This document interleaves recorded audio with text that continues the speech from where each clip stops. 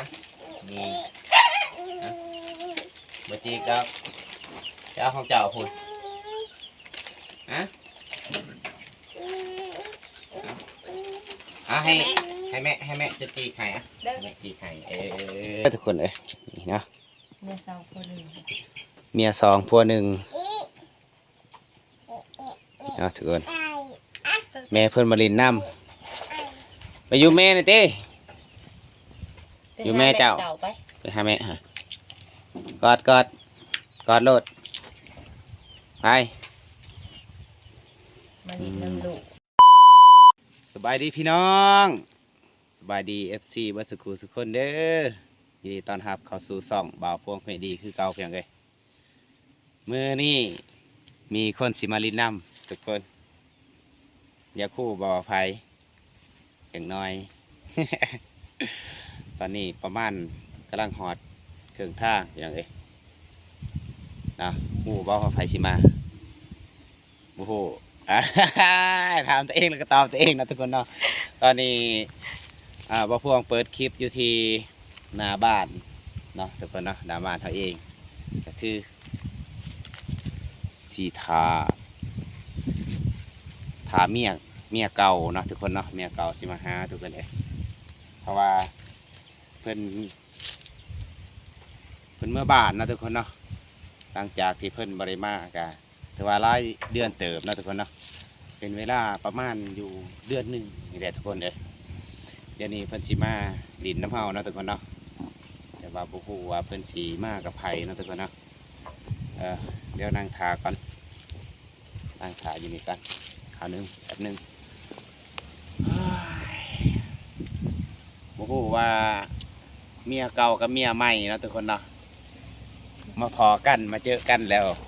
เขาสิเห็นอะไรเนาะ มาลุ้นกันเด้อทุกคนเด้อมาลุ้นกันว่าเขาสิเว้ากันได้บ่เขาสิอยู่นำกันได้บ่แต่จุดประสงค์ของเมียเก่าเนาะมาดินน้ำเฮามื้อนี้ก็คือบ่ฮู้คือกันเนาะว่าสิมา ลิ้นแบบใดแบบใดเนาะทุกคนเนาะแต่ว่าจะน้อยถาเมียมาก่อนจังสิที่ถามเนาะรายละเอียดว่ามายังเนาะทุกคนเนาะไปอันเด้มาเด้อทุกคนเด้ออันเด้อยู่ฝุ่นยังบ่กล้าเข้ามาเนาะทุกคนเนาะยังบ่กล้าเข้ามาทุกคนเด้อเดี๋ยวสิไปเอิ้นมาก่อนมาตะกล้องเฮาพี่ว่าสินี่ ไปทุกคนเมียเก่าวีจีได้มาพอเมียใหม่เพียนในไรแบบนี้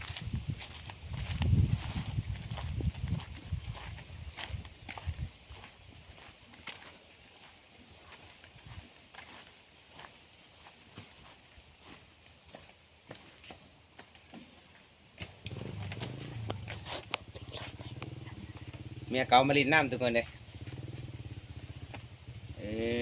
เมียเก่ามาลินน้ำเว้ย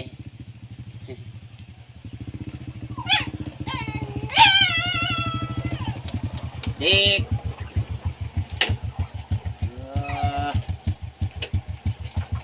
งามกับเก่าเว้ยเมียเก่าเคยเว้ยถามมึงฮะจะมายังมายามลูกนี่แหละมายามลูกนะทุกคนได้ลูกเจ้าเกิดมาแล้วมาได้ใส่ลิปหันบ่ถ่ายเห็นลายเด้อไปตอนนี้หอดเทื่อนไปที่เรียบร้อยนะทุกคนเนาะเมียเก่าเฮาไปขึ้นไป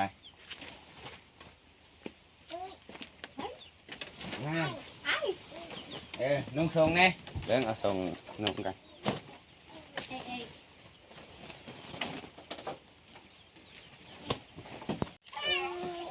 ฮะมีฮะบจีกับเจ้าของเจ้าคุณฮะให้แม่จะจีไข่อะแม่จีไข่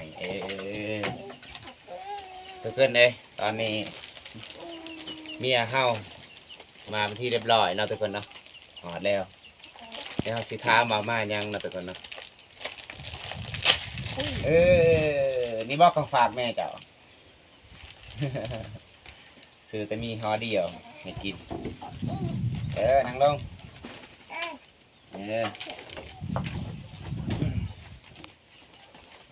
ทุกคน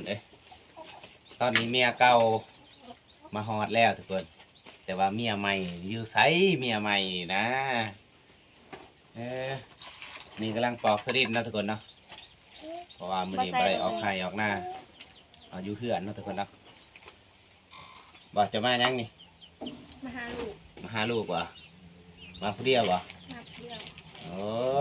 มาผู้เดียวอีกทุกคนนี่แหละลูกรายเดือนเติมได้เพิ่นว่าได้มาหาลูกเพิ่นเนาะทุกคนนะ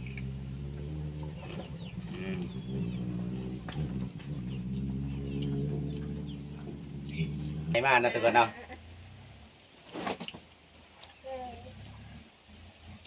เมียกำลังเข้าในเมียเข้าไปในจะเข้าไปยังทุกคนเลย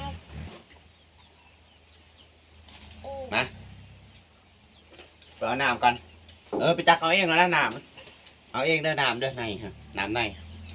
อยู่ได้ไปเอาเองนะแม่นะสบายดีนะสบายดีป้าลุงตอนนี้จะเมียเฮาก็มาเนาะทุกคนเนาะโอ้บัด2 คนเลยได้นี่เนาะมาพอกันอีกแล้วพี่น้องสบายดีเด้อพี่ดอกจะไปไซบางอย่าง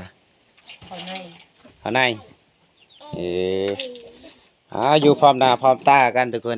เนาะเบิดหมวนเอาให้คุณชุกดีเนาะ3 พ่อแม่ลูกก็บ่อยากแก่งเลย3 พ่อแม่ลูกเด้อทุกคนนี่นะเมีย2 ผัว 1เมีย2 ผัว 1เนาะทุกคนแม่เพิ่นมาลินน้ำไปอยู่แม่นี่ติอยู่แม่เจ้าไปหาแม่กอดโลดไปมาลินน้ำลูกบ่มาลินน้ำลูกเลยหอดลูกคนนี้เนาะพี่น้องเนาะโอ้ยเสร็จมุกเนี่ย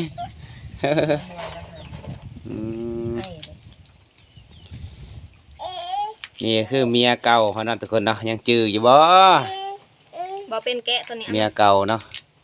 หลังจากที่บ่เห็นกันโดนเป็นเดือนพี่น้องเพิ่นบ่ได้มาเนาะตอนนี้มาเรียบร้อยแล้วทุกคนนี่กับเมียใหม่เนาะทุกคนเนาะนี่กับเมียเก่านี่ก็ลูกสาวแต่ว่าลูกเพิ่นผู้2 คนหันบ่ทันมาเด้อทุกคนไปอยู่เฮือนไม่เฒ่าเนาะดูเข้าไปเฮียนบ่ไปเฮียนแล้วเพิ่นผู้ใหญ่ผู้กกกะสิเมียใหม่กับเมียเก่ากะสินั่งลมกันแหละทุกคนบ่เพราะว่าถ้าเมียเก่าอะไรมาปอกที่ดินซอยหรอบ่จักคือกัน มีแต่เพิ่นโทรบอกว่าสิมาลินน้ำเนาะมื้อนี้เฮาก็นั่งท่าบ่ได้ไปไสมื้อนี้อยู่เฮือนมายามลูกบ่มายามลูกเพิ่นอย่างไรคิดฮอดลูกจะบ่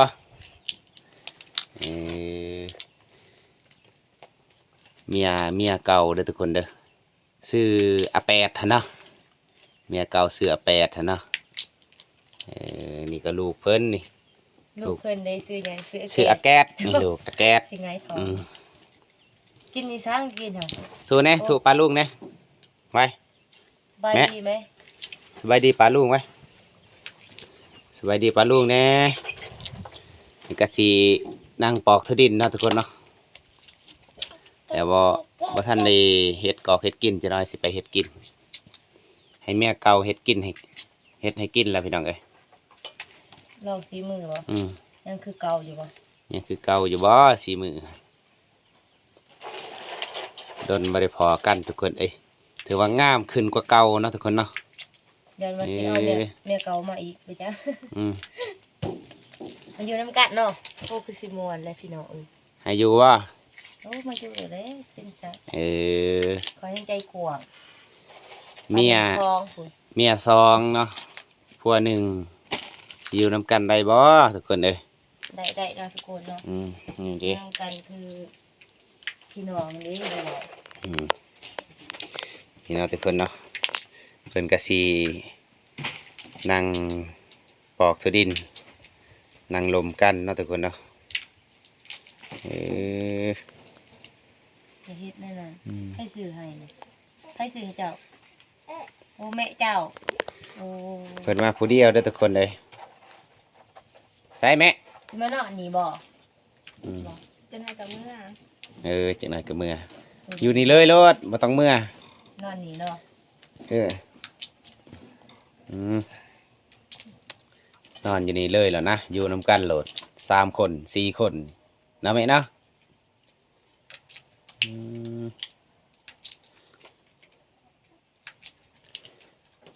จุดประสงค์ก็เพิ่นมาลินเนาะทุกคนเนาะจุดประสงค์เพิ่นมานี่เพิ่นก็มาลินนำลูกสาวเพิ่นยังจือกันได้บ่ทุกคนเอ้ยนี่เนาะเมียเก่าทุกคนเลยทุกคนสำหรับคลิปนี้ก็สิบ่มีหยังหลายเนาะทุกคนเนาะ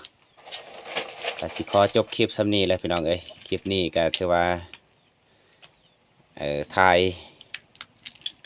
ให้ FC เบิ่งเนาะทุกคนเนาะว่าเมียเก่ามาลินน้ำเนาะมื้อนี้ยังได้ก็ติดตามเบิ่งนำกันเด้อพี่น้องติดตามเบิ่งตอนต่อไปเนาะสำหรับคลิปนี้ก็สิขอจบส่ำนี้แล้วพี่น้องเอ้ยบ๊ายบายทุกคน